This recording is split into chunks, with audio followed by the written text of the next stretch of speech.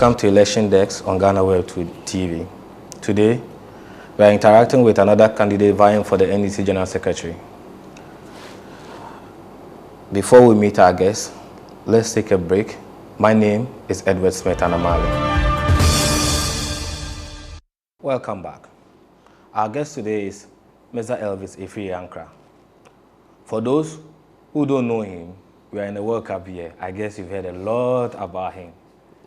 For those who know him, he is a man that when he says Joe Boy, it's only one name that comes to mind. Jerry John Rawlings. Mr. Afriyie Ankrah, welcome to Ghanaweb TV. Thank you very much. And I'm glad to be on your program today. The honor is ours. First of all, how is life treating you? Oh, generally things are very tough, but if you believe in God like I do, no matter the storms and the challenges, God will see you through. So it's tough, it's difficult. Things are very difficult for people. And I mean, when I'm in my car with my driver, we have all kinds of discussions, you know. You see these young men and women running by the roadside. And I ask myself, so this face mask or this chewing stick and this and that they are selling, how much do they make in a day? How do they pay rent? How do they eat if they have hospital problems? So it's not easy. And I think that as a society, we need to be more caring and sensitive about the needs of the underprivileged. But that's another conversation for another day. Since 2016, the battle has been the Lord's. I don't know if you still don't follow the Lord or you forgot where the Lord's path is for it to be that difficult for you. I think that in our part of the world, I am a believer. I don't shy from it at all. I believe in God and I believe in prayer and everything. But there are things that we can do as human beings that doesn't need God. So let's allow God to do the things that he should do and the things that he has given us the faculty, the ability, and the grace and everything, you know, to be able to do. We should do it and stop bothering God with some, you know, things that we are responsible for. I think it's highly inappropriate. We have land, we have sunshine 3-5 days a week. We have so many things. So there are things that we should be able to do as a people and as individuals. There are things, of course, that are beyond, you know, the God factor. But hey, let's not put everything on God. No, it's not right. Okay. I mean, you have a very rich profile. Former sports minister, deputy local government minister, a former deputy general secretary. What will you tell us about yourself? For instance, if somebody is watching us for the first time, what do you want them to know who Elvis Afriyie Ankrah is? Okay, so Elvis Afriyie Ankrah is a Ghanaian. My mother comes from the Keta district, Achiavi to be precise. My mother's father is from Dodi Papasi, so that's Akan, that's Oti region. And my father is from Ahenema Kokobeng. So technically I'm from 3 regions. Actually, I'm from 3 regions. And of course we are told that the Ankrahs have their roots in Otokunor. So if you add that, then maybe I'm from 4 regions. So I'm a full Ghanaian. Yes. And I come from a family. My grandfather was a very wealthy farmer and hunter in Akan. So that's the background I come from. But I grew up in the village with my grandmother. So that's why I'm able to connect with people from various, very low backgrounds, you know. I grew up like a very normal village boy. They carried me on the back to the farm, to the market and all that. Before I came to Accra, to come to class 1 at St. Michael's Preparatory, and then from there, you know. But my political career started on the campus of the University of Ghana. I was elected president of the Student Representative Council, SRC, in 1994. Yeah. And I had the privilege of serving the student body from 1994 to 1996, because in my tenure, the lecturers were on strike for 1 year. So instead of 1 year tenure, I had 2 years. And then we did quite a bit. We established Radio Universe. It was during my administration that we established Radio Universe. In fact, Radio Universe was called Voice of Legon, and our frequency was 99.7. which Joy is using now. But at that time, we did not understand the frequency, politics, and that frequency was rich. So when Dr. Rokuboge did his Radio Eye thing, then it was shut down together with his. Yeah. And we threatened a massive valuta, and eventually it was given back to us. But then it changed to the current frequency, 105.7. So then from there, I contested for and won as the NUC's coordinating secretary. So the secretary job, I started it long ago. And then after that, I worked in the private sector.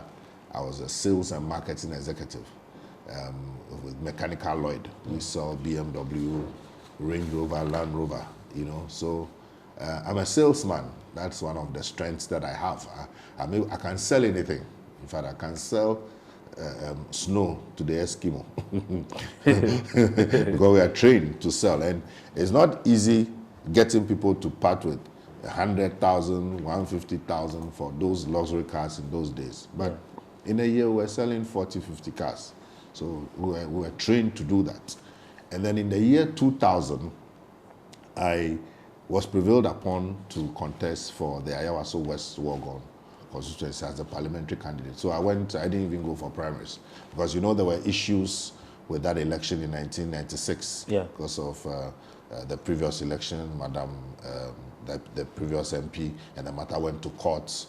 So it was anticipated that it would not be strategic for her to go again. So I went, and it was a very interesting experience. And then after that, I went to do my master's in international relations.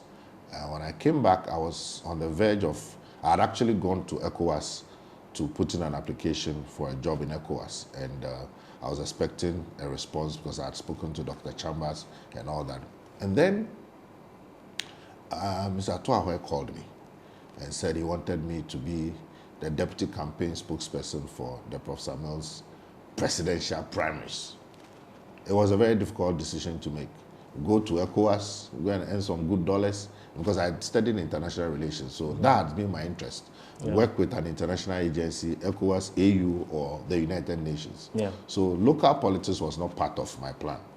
And he said, go and do this thing for us. And after several months, I eventually agreed, because he told me something. He said, if you go to your ECOWAS or your UN, and after 15 years you come back to Ghana, don't you know you'll be a stranger?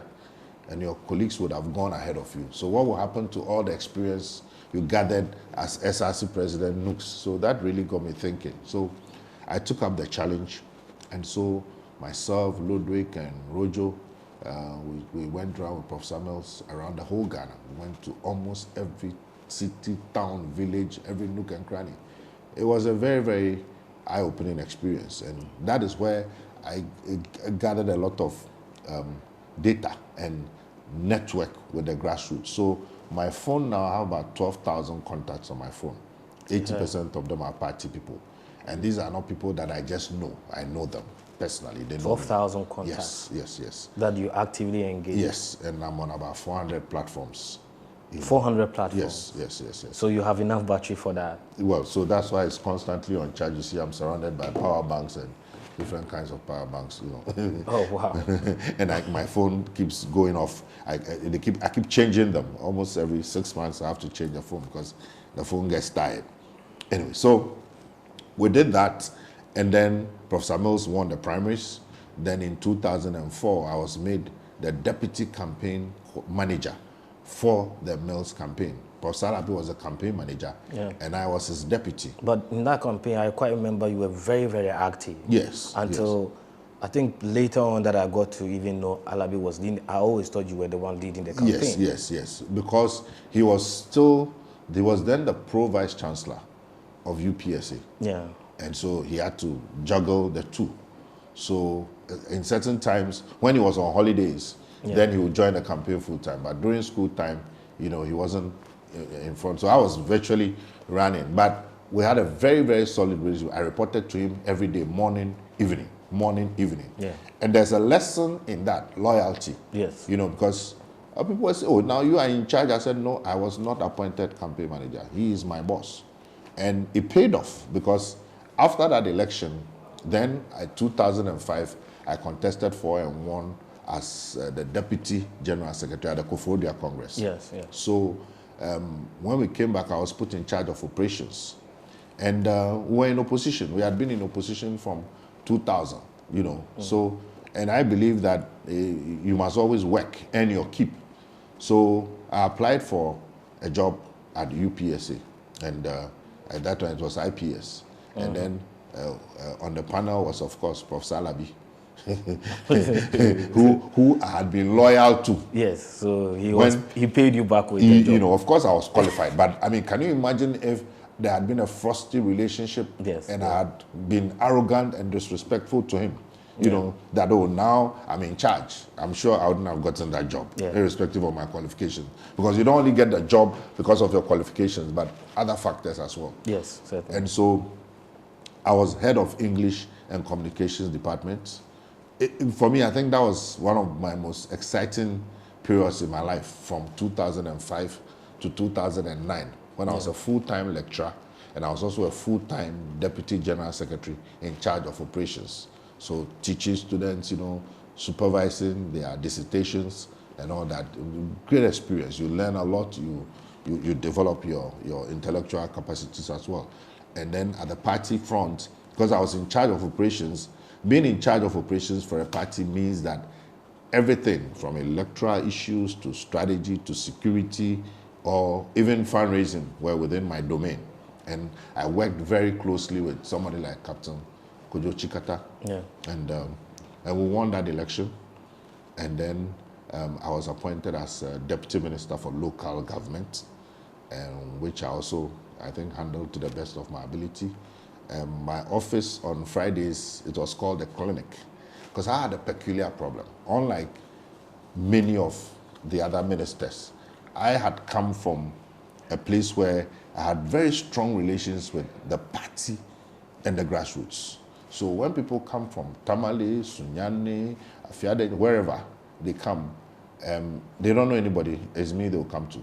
So usually on Fridays, you see scores of people in my office. It was very difficult, you know, and initially they were coming almost every day, but we had to put in a system that, look, Fridays from 3 o'clock, if you want to see me, you can come. So Fridays, one time I think we counted 120 people. At the time? Yeah, 120.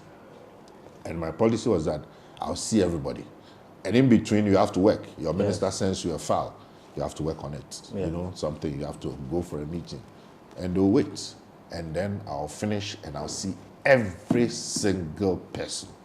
Everybody.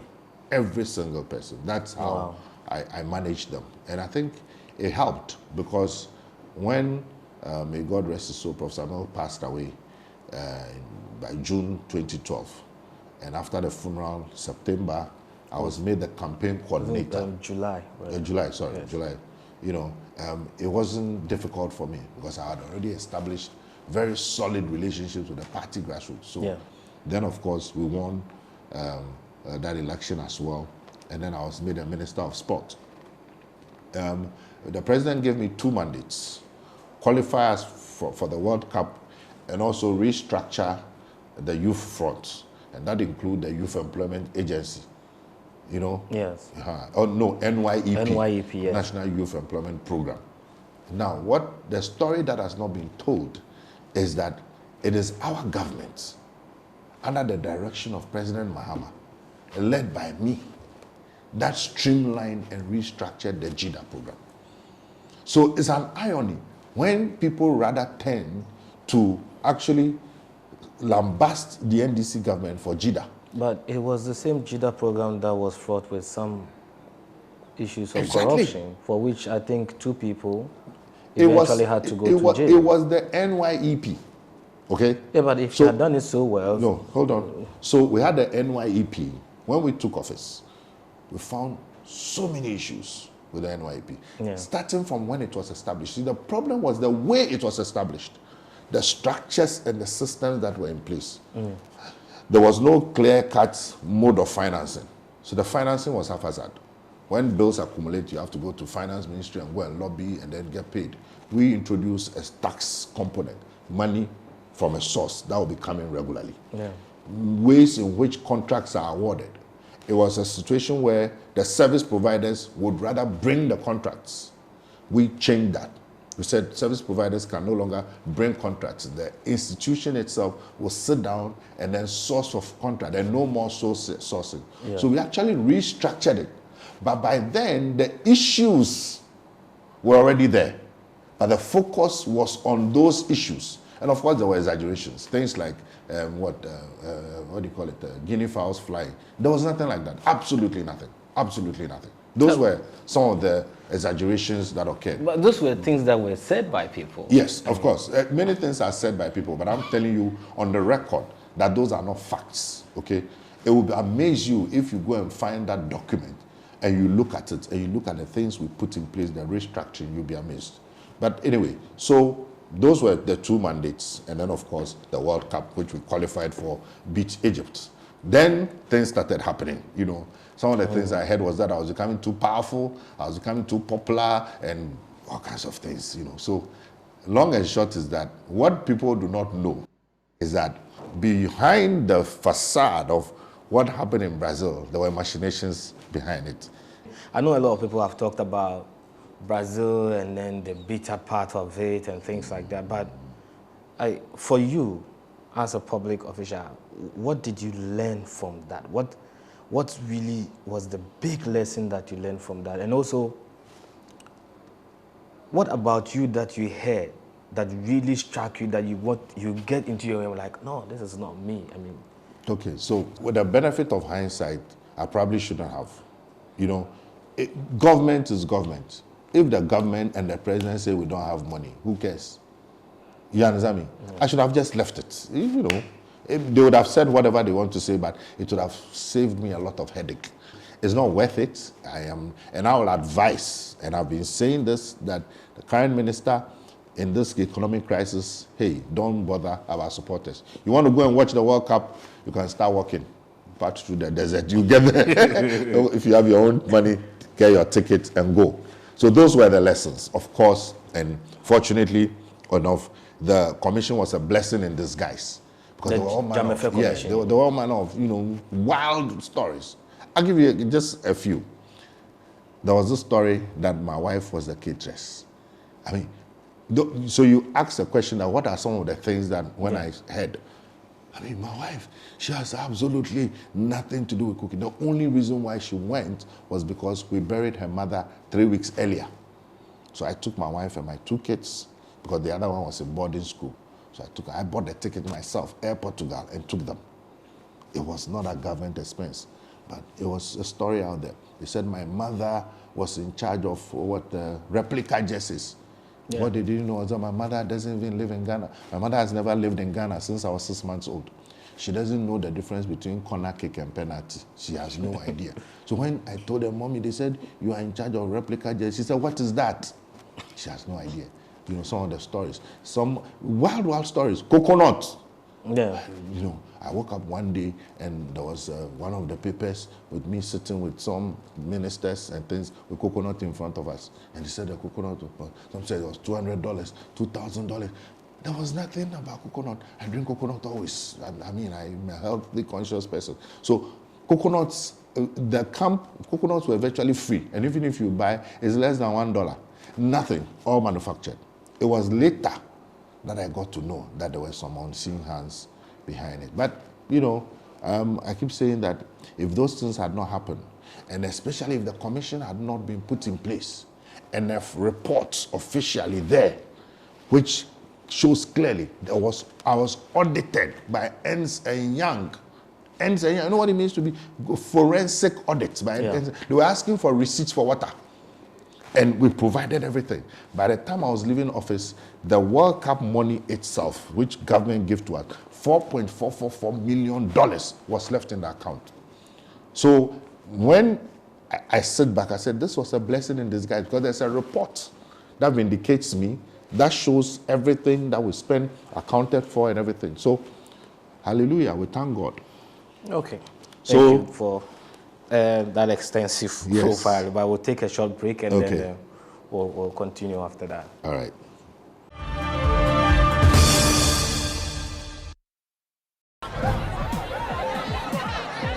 powers and principalities. There's so much fire inside me. Tragedy struck when part of the largest hillside at the kosher rubbish dump collapsed. It's going to be fun to see how he goes about approaching this game.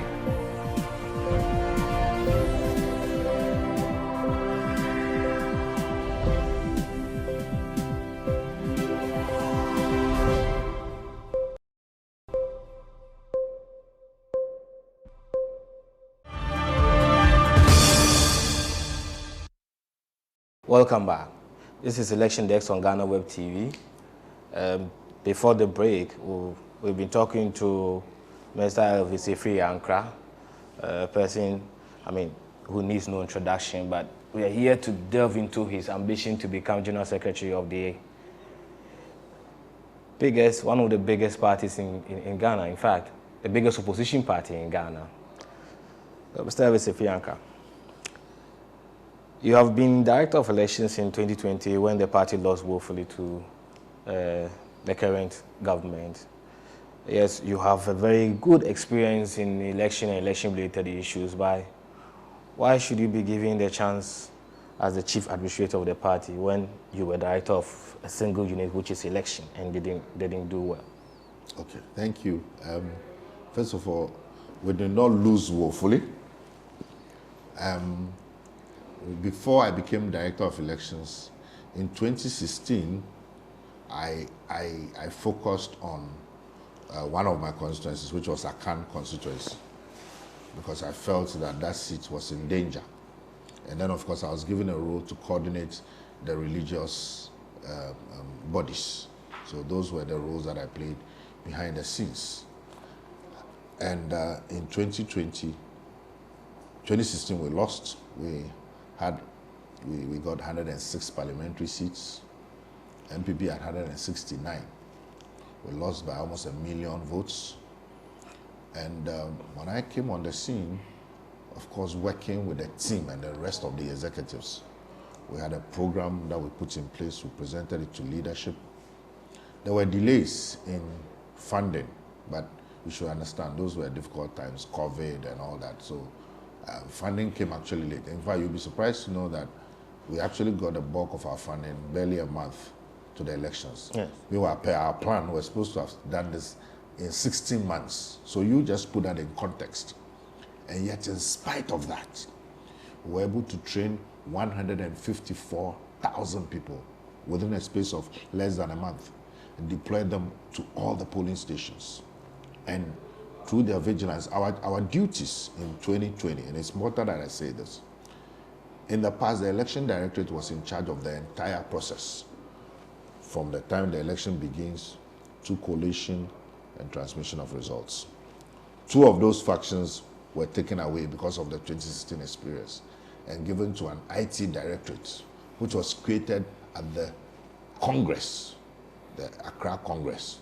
An IT directorate was created. So IT was supposed to be in charge of transmission and collation. So our job was to identify, recruit, train, and deploy polling agents to the various polling stations, which we did with excellence. There was absolutely no issue about these functions. Our other function was to monitor and supervise the printing of ballot materials and their distribution, which we also did excellently. In fact, it was our team that discovered the excess 1 million ballot papers that were being printed at InnoLink Printing Press. Yeah. So we did the work that was assigned to us. The IT Directorate was supposed to focus on collation and transmission. When we met to look at the strategies, we advised that because IT is IT, anything can happen. So let's have a manual collation system as a backup. And indeed, this was based on experience. So we put in place the manual collation system. So on the 7th of December, when the results started coming in, it came in very well. Then by midnight, we realized that the results had slowed. So it was almost prophetic. We then switched to the manual collation. Interestingly, the IT Directorate also had as one of their layers, they had 3 or 4 layers of transmission. The last layer was manual. So you had 2 manual Exactly. systems. Exactly. Okay. So originally the IT was supposed to use the systems which we had, and people said we didn't have a collation. Well, it's not true. We had a collation by the great. I set it up, and it is that manual collation that saved us. So we had our results by the 8th of December. By 5 p.m., we had briefed the leadership about the results and everything. And it was in that process that we discovered that there were issues with the results that were coming in, especially from Ashanti and Eastern region. If you were in government and you had 169 seats, your opponent had 169 seats, and one term in opposition, you've been able to move it up to 137. And my argument is that we had 142 seats, but the MPP stole 5. The 5 are still in court. Zabzugu, Techiman, Sefiri also, Esikado Ketang, and Takwan Swayim. These 5 seats have been stolen from us, so we should have had 142 seats. And with the presidential election, we should have gone for a second round based on our data. So those are lessons. But if you look at the numbers, of course, we didn't go into the election to go and do well. But if you go and write an exam, you target to get an A+, and you end up getting a B+. Have you failed the exam? Well, if your biggest rival in the class got an A, it's a failure. Yeah. No, you haven't failed. I mean, Yeah. let's be realistic. Let's be realistic. Yeah, the realistic is that you and I are writing an exam. Yes. And then we are the 2 competing people. Okay. We both expect to get an A+. Exactly. You get an A+, and I don't get an A+. Between the two of us, I haven't performed well. If the factors show that that guy who had an A or A+ actually had the questions leaked to him, would that not influence your analysis? But you see, on the basis of the fact that this election has been through the court system, the court has made a pronouncement on it, and both parties seemingly have accepted the results, I find it difficult to talk about. Again. That is why we're saying we're not going to. So the important thing is the lessons. That is why I want to become General Secretary. Because you must understand the problem to be able to deal with it. I was there. I saw everything. I saw what happened. And you see, if you're a director of elections, you are like a technical advisor to the party. Yeah. There's a limit as to what you can do. There are things that I will not go into. When I meet delegates, I'll tell them and I'll show them evidence. The kinds of systems we had put in place. If indeed we had had our funding and everything on time, I'm sure it would be a different story. But important thing is that now I want to be chief executive of the party. I'll no longer be writing memos. I'll be the memo. And the party constitution states clearly what is the role of the chief executive. If you take our party constitution, it talks about Article 26, talks about the general secretary. The general secretary is responsible for the administration of the party secretariat and party employees. 2, for the coordination of party organization and campaigns. These are the functions of the general secretary. Now you must understand organization. You must understand campaign. Of all of us contesting, who has practical experience, both practical and theoretical experience in organization? I'm the one. I've heard people say, oh, I should have been the organizer. By that admission, they implicitly admit that indeed I do have organizational skills. So let me ask a question. So let's take all the people contesting the elections with you now. What do you think makes you unique from all of them? If I am a delegate and I'm to look at all of you, I'm like, okay, based on this A, B, C, D category, because if it's an organization, for instance, Fifi Kwettey has been very good with organization, communication. Yes. I mean, when we look at the time when they used to do the communication, setting the record straight. Hold on. Setting the record straight wasn't an individual job. It was a teamwork. And then we made him the spokesperson. So he cannot be credited for the organization? No, he can be credited for being part of it. And I say it always, we're all part of it. Now, if there's an organization and you are made the spokesperson, it doesn't make you the originator or owner. You are part of it. I will not take that from him. Okay? But it was teamwork. And don't forget, at that time, I was the Deputy General Secretary in charge of operations. I've heard people say, 2008 collation, collation at the strong room is the end product of several processes. Yeah. From the polling station constituency, region, national, before it gets to the strong room. All right? Who puts the systems in place? Who put all the mechanisms in place? Who put the security architecture in place? You've seen Captain Chikates. I'm the only young person in this party, only, that worked closely and directly and personally with him in terms of operation and strategy. Nobody has that experience. So, yes, I will be the last person not to acknowledge the contributions of others, but the contributions must be in context. Somebody was in charge of the systems and give you an assignment to go and do this particular assignment. So you don't come and take credit without acknowledging the one who gave you the assignment. It doesn't work that way. So obviously the credit should come to 2012 is teamwork. But I'm saying anybody who wants to take sole credit is not being realistic. It's not being truthful. 2012, who was the campaign coordinator? I was the campaign coordinator. Yes. Went around the whole country, gingered the people. I didn't have to put away my university degree, shouting my voice hot, putting the structures and systems in place. You understand me? So if ultimately you, together with others, go to the strong room and we feed you with the information, you can't say that you did, or you did a part. We have to acknowledge that. But it is wrong to say that you are the alpha and omega. Okay, so at some point you were Deputy General Secretary. Yes, and 2008. And that was when the setting the record straight issue came. Yes. And then we moved from there to a point where you are campaign coordinator, yes. where one of your colleague contestant, Otokunor, is Deputy General Secretary. No, 2012, Otokunor was not in the system at all. I'm talking about just the recent election. Yes, in 2020. Yes. In 2020, I was Director of Elections. Director of Elections. Yes. And then Otokunor is Deputy General Secretary. Yes. Okay.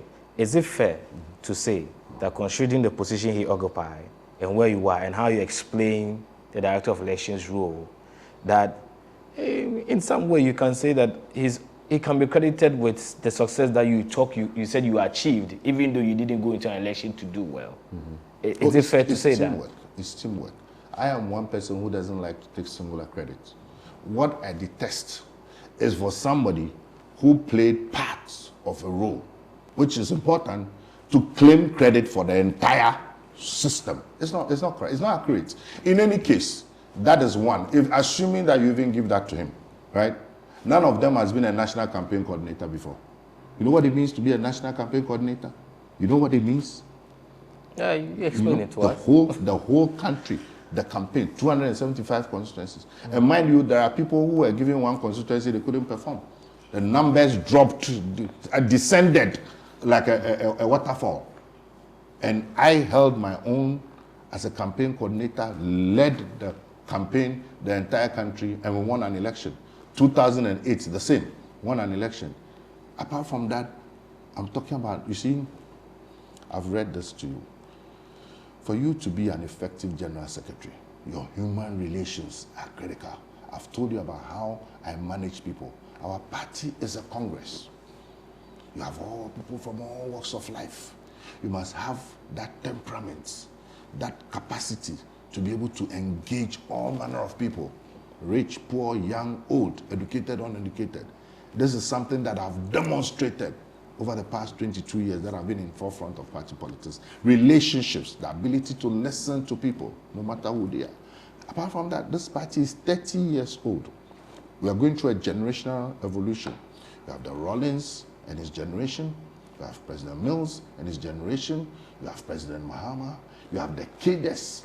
You have what I call the Generation Z. These are all young, up-and-coming people. Most of them don't even understand the antecedents of the party. We need somebody like me, who has strong roots and connections with Rollins, my godfather, even though sometimes we quarrel. With Professor Mills, he's like a father to me, very, very close. So all the Rollins people are comfortable with me. All the Mills people are comfortable with me. JM, my brother, my friend. And then you talk about the current young people up and coming. They don't understand the roots of the party. They don't like MPP, but they don't understand. There are also people in the middle. Okay? I am the person who can bring everybody together. An experience and then a vision, understanding where the party is. First of all, you must understand the job. When I listen to some other people, it appears they don't understand the job. You mean your fellow competitors? Some people are saying that this election is about the economy, and therefore the economy is important, but every Ghanaian feels the economy in his pocket. Okay? It's not a general secretary's job. The constitution is very clear. You must understand the role. If you go for an interview, and you are going for an interview as an engineer, and you go and say, oh, because you know how to cook, so when engineers work, they must eat. Therefore, you must be given the job of an engineer. You've missed it. Yes. The job description is here. It's in the constitution. It says you must have organizational ability, organization and campaigns. I have those skills. I have that experience demonstrated over time, over 2 election cycles. And even this one with all the problems. Look at the numbers. In a different interview, you said that if you were in charge, fully in charge in 2020, things could have been different. What did you mean by that? What I meant was that as Director of Elections, I had a program. I had a proposal, a 16-month program, you know. And I've already told you that it took almost like close to a month or less before we had our resources. Granted that there were genuine difficulties with resources across board, but I think that if I were in charge, I would have prioritized that, knowing that everything that we do would have culminated in what happens on election day. You see, the challenge is that because the issues about the election are the last to be dealt with, campaign, adverts, billboards, rallies, those are visible and seen. So when there's a challenge as to what to prioritize, everybody thinks there's time.